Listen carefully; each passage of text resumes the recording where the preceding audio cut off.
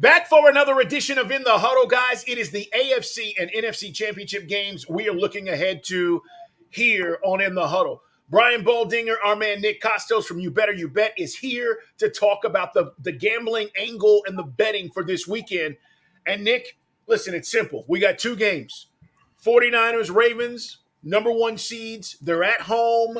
Everybody's looking at this and going, we might get a rematch. But let's talk about the betting angle. And I want to start with the Chiefs at Ravens. It's the early game, 3 o'clock. Baltimore is a 3.5-point favorite. The over-under is 44.5. Nick Kostos, it's so hard for me right now to bet against this Patrick Mahomes guy, but tell me what you think. Yeah, I'll start with this, and I'll ask you guys this question. And for the listeners, I would encourage you to kind of ask yourself this question as well, and kind of and answer it honestly after I ask it. Do you think like the regular season matters? Like, does the regular season matter? So, not at this point. No. Baldy, does the regular season matter when it comes to a game like this? No. Okay. No, it's a one game season. Okay. So those are really interesting. I happen to agree with you guys because if you take the regular season where Baltimore was the best team, San Francisco is the second best team. Baltimore throttled San Francisco when they met on Christmas night. If you take the two regular seasons authored by these teams, the point spread of this game is way short.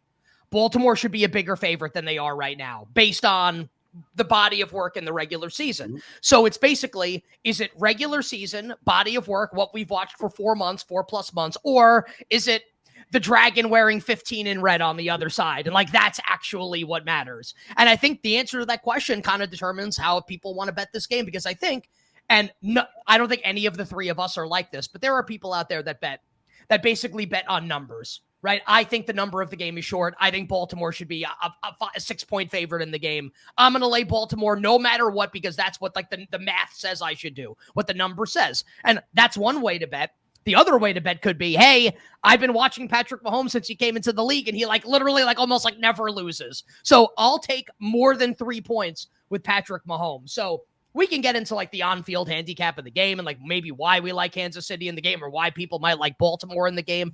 But when it comes down to it for me, and I'll do lowest common denominator, low-hanging fruit here, I lose by 3 with Kansas City, and I still win my bet with Patrick Mahomes. Yeah, it's an absolute no-brainer. And if I'm wrong and the Ravens roll up on the Chiefs like they did against a lot of really good teams this year, Miami, San Francisco, Detroit, Seattle, like Baltimore's blown out lots of good teams this year. It would not be shocking if it happened. Just that I'm willing to be wrong here. I'll play some shekels down on number 15, and I'll feel really good about it. Both of these defenses are really good, Baldy. Over under, I mean, it sounds low, but we know, both of these defenses get after it. I think this is about right for the over-under. It feels about right. The Ravens defense, they play this matchup zone.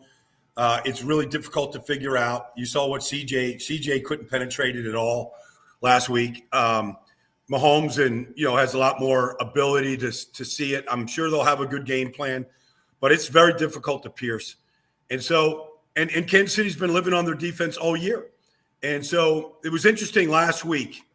They played Buffalo completely different last week than they did in week 14. And that's classic Steve Spagnuolo. They said, Josh Allen, you want to pull the ball down and scramble and get 6 yards, do it all you want. You want to check it down to James Cook and pick up 5 yards, fine. We're not going to get beat over the top. Buffalo had 78 plays. They didn't give up one explosive play the whole day. And it came back to bite Buffalo. They could not. Now, they had chances. Stephon Diggs, he could have caught that ball. Shakir's open in the end zone, but, Josh gets bumped. They didn't give up an explosive play. And so it'll be interesting to see how they want to defend Lamar, because they will have an answer. They will have a game plan about how to corral him. But I think it's about right. I think it's going to be low score and really tight. Is there Nick, is there a prop bet that you're interested in this particular game? Yes. And just real quick on the total of the game. And we talked about this Wednesday on You Better You Bet on my show, that Kansas City, to Baldy's point with Spagnuolo, their second half, and listen, I'm a Giants fan, so I love me some Steve Spagnuolo, obviously. Hashtag Super Bowl 42. Kansas City's second half defense has been unbelievable this season. So I think if, like, let's say you're out there and you like Baltimore in the game, but you're a little concerned about, Patrick Mahomes coming back and beating you at the end. I think looking at Baltimore in the first half or more scoring expected in the first half may be a way to look at betting this game with the expectation that Kansas City's defense tightens up in a big way in the second half. And then you get Mahomes like doing his Mahomes magic in the final 30 minutes of the game. And as for props, I'll keep this one like a real low-hanging fruit also. And this one last week, and I think it's going to win again. And there have been times this year, guys, and actually I think for the vast majority of the season, where Travis Kelce has looked like not the Travis Kelce of old, but like old Travis Kelce. But in my opinion, I think he's the second best tight end I've ever seen in my life watching football. I think Gronk's the best, but Kelsey's probably like a little bit behind him. First ballot Hall of Famer, obviously. And big players show up to play in big games. Now, I know that the injury depleted Bills defense with all the players in the back seven, the linebackers out, like Baltimore's defense is a different animal than the wounded Bills defense was last week. But when it comes down to it, I understand that Kelce had a substandard regular season by his standards. If we are going to line Travis Kelce at 60.5 receiving yards in a must-win game where he's becoming one of the most decorated receivers in the history of the NFL postseason, I'll bet that over. And again, like it's one of those bets where I am way willing to be wrong on it. I just think big players show up in big games. He's a big player. He shows up in big games. He's gone over each of the first two playoff games against Miami and Buffalo. I'll take Travis Kelce over 60, 61.5, 62.5 receiving yards, whatever it is. You're going to end up on Club Shay Shay. You keep disrespecting Shannon Sharp like that. Skip. Is that disrespectful to say that like Shannon's a Hall of Famer also, but he's probably not as good as Kelce or Gronk? That's not disrespectful, right? No, it's not. It's eras, right? I mean, Baldy, we talk about this, and this is a different conversation for a different day, but it's just eras. I mean, Shannon was great for what the Broncos and what he was asked to do, and he was an accomplished guy. But, these tight ends, the positions change now. We know that. I mean, it's different than what it was. He won a championship in Baltimore also with Trent Dilfer. That's right. And had the biggest play in that AFC title game against the Raiders, the 96-yard touchdown. There you go. Yeah. So, I mean, Trent Dilfer wasn't throwing it the way Patrick Mahomes is throwing it. So no. After Tony Siragusa, by the way, gave my guy Rich Gannon, who I used to work with, the Superfly Jimmy Snook a splash and knocked him out of the game. Tough to win with Bobby Hoyen coming into the game in that AFC title game. Rest in peace, Big Goose. Yes. All right, man, let's talk about this other game. Guys, again, it's in the Huddle. Subscribe, like us, tell your friends. We do this throughout the course of the year, but we are now to the nitty-gritty, and that is who's going to the Super Bowl. Lions on the road against the 49ers. The number is 7. Nick, I've been on this since the start of the week, beginning of the week. I like the Lions and give me the 7. The over-under is 50.5. 49ers did not play well last week. Now, you just asked us the question about, does the regular season matter? Well, last week matters. Last week matters because you got to get that out of your head if you're Brock Purdy. Tell me what you think about this number. So I want to start with, and I don't think that we're going to see anything happen in the Kansas City-Baltimore game, injury-wise or weather-wise, that we're going to see any kind of dramatic spike in the point spread one way or another. We think Isaiah Pacheco is going to play in the game. Didn't practice on Wednesday with his toe injury, but he tells reporters, and Andy Reid kind of alludes that the injury is getting better. We expect him to play. Joe Thuney probably not going to play for Kansas City on the offensive line. Mark Andrews and Marlon Humphrey both expected to play for Baltimore. So things are static in that game as far as injuries are concerned. Nothing's likely to happen there that's going to upset the side or total market. The Deebo Samuel situation is something that could kind of upset the side and total market. Now, conflicting reports on Wednesday a little bit. I think Omar Ruiz of NFL Network reported that Deebo was running without discomfort. Also, he didn't practice. My sense is, and I'm guessing you guys will agree, we're not going to know for sure until 90 minutes before kickoff on Sunday, for sure whether Deebo's going to be active for the game or not. And that's something that obviously impacts the point spread. He's kind of like TJ Watt on offense in terms of the splits, where if he plays or doesn't play, it really impacts kind of how San Francisco performs. So I think that's something that could get us off the key number of 7, maybe down to 6.5 for Detroit if he's out, or maybe up a little bit, maybe in between 7 and 7.5. And 7, obviously, the second most key number behind 3. So Deebo Samuel is going to matter a lot as far as the point spread of the game is concerned. Just keep that in mind if you want to bet this game one way or another to try and get the best of the number. As far as analyzing what's going to happen in this game, we're not going to have rain in the forecast. It's going to be a beautiful day in the Bay, which is going to be great for Brock Purdy, who apparently has difficulty playing in the elements. We saw it a couple times this year. Small hands. And Jared Goff's got small hands. He's also awesome. But look, he's got small hands and puts the ball on the ground sometimes in inclement weather. Look, I think that I may be, as per usual, a massive idiot with my thought on this game. I think the Lions are going to win. I think Detroit's going to win this game. And I'm going to tell you how I think it's going to happen. First, I think Jared Goff, a lot of talk this week about how Brock Purdy gets disrespected, guys. And I kind of agree with that. It's like he's either Montana or Druckenmiller, and there's no in between. Like this guy. Druckenmiller was really bad. No, I understand, but it's like Brock Purdy has one bad game, and everyone's like, see, told you. It's like everyone has a bad game, right? We've all been this happen. It's okay. It happened. Yeah. Also, he was nails at the end of the game last week. I kind of think Jared Goff gets disrespected. After he was discarded by the Rams, after Belichick mind melded him and Sean McVay in that Super Bowl, I think everyone kind of forgets.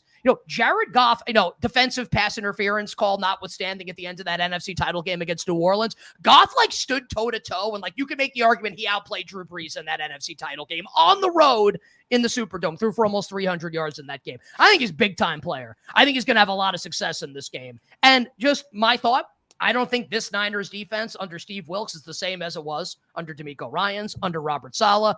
I think Ben Johnson, who will be the head coach of the Commanders, maybe sooner rather than later, I think he's going to get a lot of stuff cooked up here, and I think Goff's going to have a big game. So I think the Lions are going to be able to score. We had Pete Prisco from CBS Sports, who I used to work with, a good friend of mine on You Better You Bet yesterday on Wednesday. And Pete was saying, and he's not picking Detroit to win the game, just that he thinks they can keep it close. That if you can block San Francisco up front, you can beat San Francisco. I definitely think Detroit can block San Francisco. Now, on the flip side, I think San Francisco is going to score a lot in this game also. I like the over in the game. But the reason why I think this sets up as maybe an all-or-nothing game for Detroit, and why from a betting perspective, guys, I'm more apt to take Detroit to win the game than I am for them to cover the 7. And I can feel Baldy's blood rising a little bit here with what I'm about to say. Dan Campbell is going to let it all hang out. You know that he's going to roll the dice in this game. Maybe we'll see some fake punts. Maybe we'll see 1990 NFC title game Parcells with Gary Reason's fake punt to help beat the Niners and stop the three-peat in San Francisco. Maybe we'll see Dan Campbell run a fake punt in this game, roll the dice on some fourth downs. Dan Campbell ain't in this game to lose by 3 points. They're in this game to win.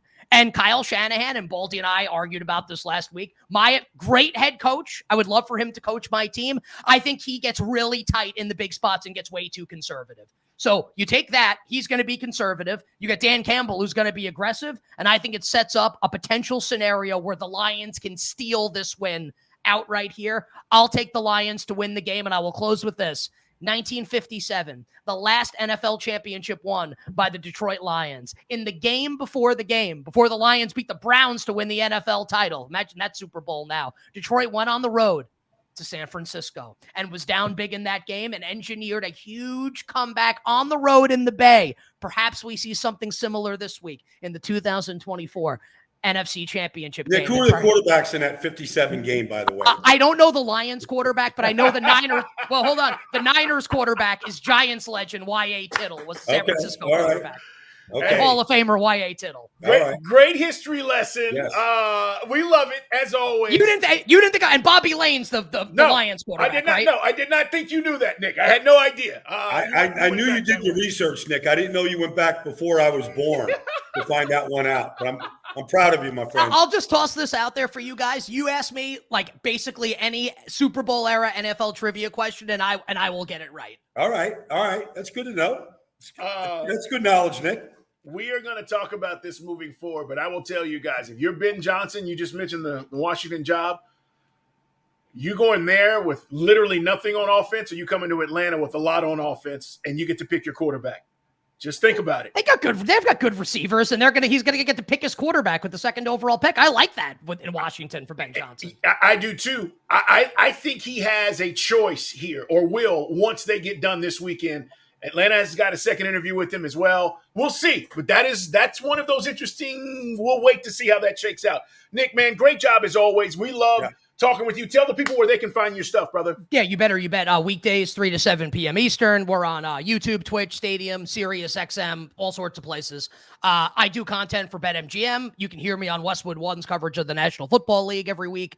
And then Sunday mornings on Countdown to Kickoff. Baldy, do we have you this week on the show? I think so, Nick. I might be from one of those luxury boxes in Baltimore. So Good for you, man. I'm not sure where I'm going to be. I'll join you Sunday morning, Nick. Awesome, and I'm going to make sure to tee you up on the aggression or lack thereof of Kyle Shanahan coming up on Sunday. I expect it coming.